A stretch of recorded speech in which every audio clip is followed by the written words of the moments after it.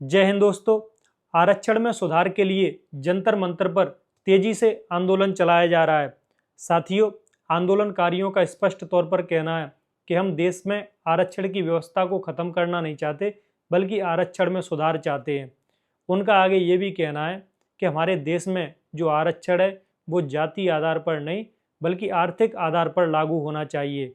एक जो मांग प्रोटेस्टर्स के द्वारा रखी जा रही है वो ये है कि हमारे देश में मिनिमम क्वालिफाइंग मार्क्स का एक सिस्टम होना चाहिए, यानी कि जो लोग नेगेटिव मार्किंग लेकर भी डॉक्टर और इंजीनियर बन जाते हैं वह साथियों नहीं बनने चाहिए। इसके पीछे तर्क ये दिया जा रहा है जिनके नेगेटिव मार्क्स आते हैं वो भला किसी का क्या ऑपरेशन करेंगे। आगे प्रोटेस्टर्स का ये भी कहना है कि ये बात सच है कि दलितों के साथ इस देश में लंबे समय तक अन्याय और अत्याचार हुआ, लेकिन अकेले दलितों के साथ अन्याय हुआ ये बात अधूरा सत्य है। साथियों, हमारा देश आक्रांताओं का शिकार रहा, सकाए, हूण आए, कुषाण आए। उसके बाद साथियों हमने देखा कि 1192 में तराइन के दूसरे युद्ध में मोहम्मद गौरी ने पृथ्वीराज चौहान को हरा दिया। तब से लेकर जब तक अंग्रेज चले नहीं गए हमारा देश विदेशी आक्रांताओं का शिकार रहा। चाहे मुगल आए हों, चाहे अफगान आए हों, मंगोल आए हों या फिर बाद में अंग्रेज आए हों, सभी ने इस देश के लोगों का शोषण किया और इस देश में रहने वाले लगभग सभी वर्गों का शोषण हुआ। अगर ऐसा ना हुआ होता तो कौन दलित या कौन सवर्ण चाहेगा कि उनका सोमनाथ मंदिर लुटे? कौन ये चाहेगा कि राम मंदिर ढहा दिया जाए? और कौन ये चाहेगा कि उनकी तक्षशिला और नालंदा जैसे विश्वविद्यालयों को साथियों आग लगा दी जाए? तो सभी वर्ग देश के लगभग विदेशी आक्रांताओं से पीड़ित रहे। फिर भी आधुनिक साहित्य में हमें दलितों के साथ अन्याय के उदाहरण तो मिलते ही है। खासकर साथियों जब हम मुंशी प्रेमचंद्र का साहित्य पढ़ते हैं तो हमें कई ऐसे उदाहरण मिलते हैं जिसमें ये पता चलता है कि देश में दलितों के साथ कालांतर में अन्याय हुआ है। लेकिन साथियों प्रोटेस्टर से ये कह रहे हैं कि यदि दलितों के साथ पूरे देश में अन्याय हुआ होता तो बाबा साहब भीमराव अंबेडकर को विदेश भेजने वाले भी एक गुजरात के छत्री महाराजा थे जिन्होंने उनको स्कॉलरशिप पर बार पढ़ाया था। लेकिन साथियों हम ये भी नहीं भूल सकते कि छुआछूत भारत माता के माथे पर कलंक था। आज़ादी के बाद बाबा साहब भीमराव अंबेडकर ने हमारे भारत के संविधान में आर्टिकल 17 जुड़वाया जिसमें कंप्लीट अबॉलिश ऑफ अनटचेबिलिटी की बात कही गई, यानी कि साथियों किसी भी तरीके का छुआछूत उन्मूलन की बात अब हमारे संविधान में जोड़ दी गई। आर्टिकल 17 के माध्यम से ये कहा गया कि अब छुआछूत हमारे देश में गुनाह माना जाएगा, जिससे साथियों दलितों की स्थिति में काफ़ी सुधार आया।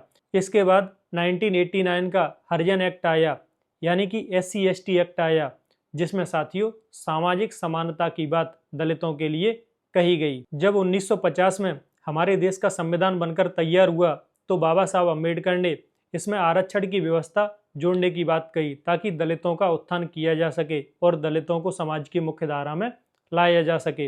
हालांकि साथियों पंडित नेहरू और अन्य साथी इस चीज़ के लिए तैयार नहीं थे। वो नहीं चाहते थे कि देश में जाति आधार पर आरक्षण दिया जाए। पंडित नेहरू ये बात मानते थे कि देश में आर्थिक आधार पर आरक्षण लागू होना चाहिए।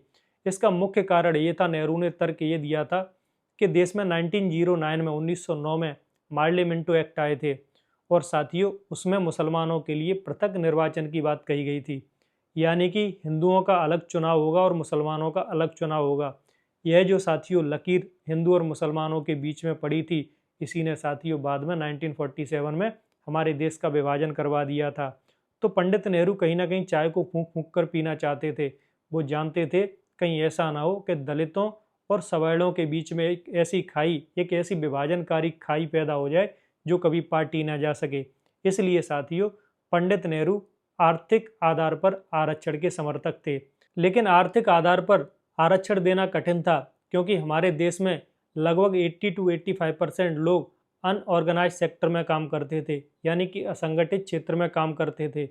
यानी कि ऐसे में साथियों उनकी इनकम को आइडेंटिफाई करना बहुत ही मुश्किल था। इसलिए साथियों बाबा साहब भीमराव अंबेडकर की बात पंडित नेहरू मान गए और उन्होंने कहा ठीक है, आप जाति आधार पर यदि रखना चाहते हैं तो रखिए। लेकिन साथियों बाबा साहब भीमराव अंबेडकर बहुत ही विचारशील व्यक्ति थे। वह चाहते तो आर्टिकल 17 की तरह आर्टिकल 18 ला सकते थे हमारे संविधान में और आरक्षण की व्यवस्था को परमानेंट कर सकते थे, लेकिन उन्होंने ऐसा नहीं किया। वह एक अमेंडमेंट एक्ट लेकर आए और जिसके माध्यम से उन्होंने आरक्षण जोड़ा। वो चाहते थे कि आरक्षण की समीक्षा हर 10 साल बाद होनी चाहिए, जिससे ये पता चलता रहे कि दलितों की स्थिति में कितना सुधार आया है। इसीलिए साथियों 1951 के बाद 1961 में इसकी समीक्षा की जानी थी। लेकिन साथियों हर बार हर 10 साल बाद एक अमेंडमेंट एक्ट लाया जाता था और आरक्षण की व्यवस्था को आगे खिसका दिया जाता था। यह अमेंडमेंट एक्ट 1961 में आया, 71 में, 81 में, 91 में, 2001, 2011 और 2021 में आया। साथियों कोई भी सरकार आरक्षण में हाथ नहीं लगाना चाहता।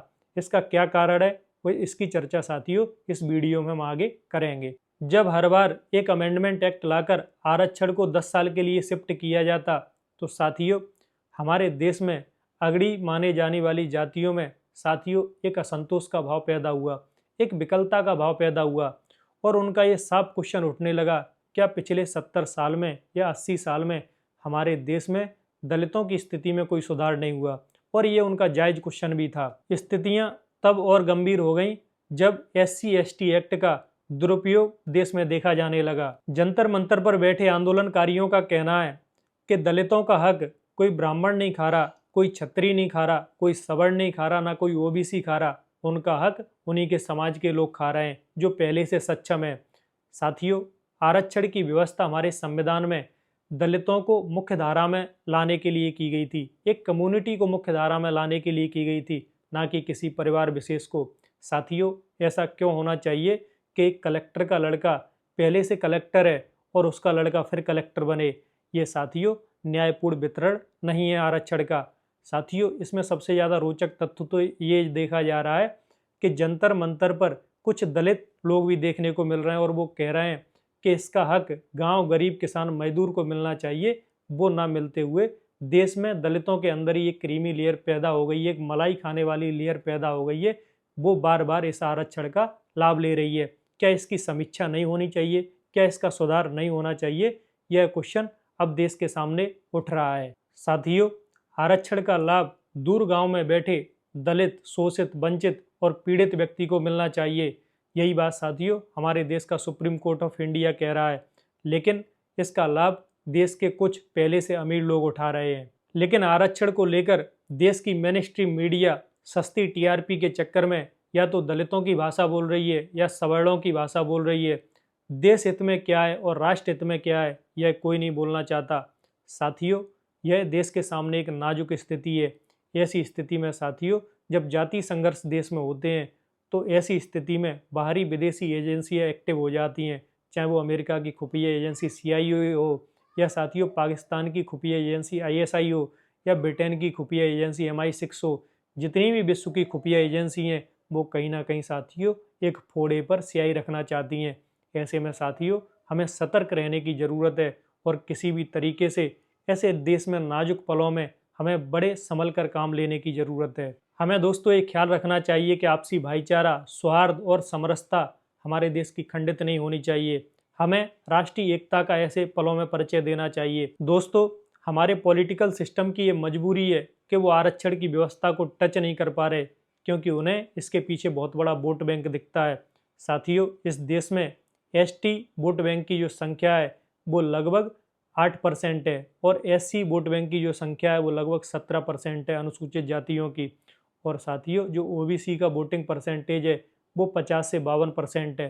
कुल मिलाकर देश में 70 से 75% जो है आरक्षण क्लास में आने वाले लोग हैं।